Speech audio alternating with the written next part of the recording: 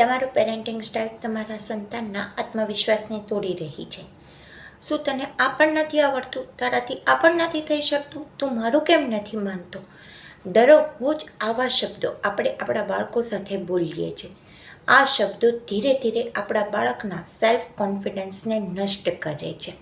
Because જ્યારે વારે વારે આવા શબ્દો કહેવામાં આવે છે ત્યારે બાળકનું મગજ ઇન્ટરનલ ડાયલોગ આપે છે કે I am not capable for anything. હું કોઈ પણ વસ્તુ માટે યોગ્ય નથી.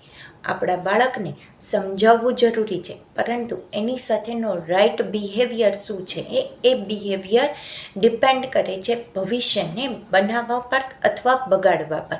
તો આજે જ આપણે આપણા બાળકને દબાવશું નહીં, કોઈની સાથે કમ્પેરિઝન નહીં કરશું કે આપણે એના સાથે ઊંચા અવાજે વાત પણ નહીં કરીએ. બીકોઝ આપણું બાળક એક આપણું શાઇનિંગ સ્ટાર છે, પરંતુ એ ચમકી ત્યારે જ શકે છે જો આપણે એના સેલ્ફ કોન્ફિડન્સને હેલ્પ કરશું, એના સેલ્ફ કોન્ફિડન્સને બૂસ્ટ કરશું. તો આ દરેક વસ્તુ માટે આપણે પેરેન્ટિંગ સ્ટાઇલ શીખવી જરૂરી છે. જો અત્યારે નહીં શીખીએ તો આપણે ભવિષ્યમાં પસ્તાવાનો વારો આવશે. Thank you.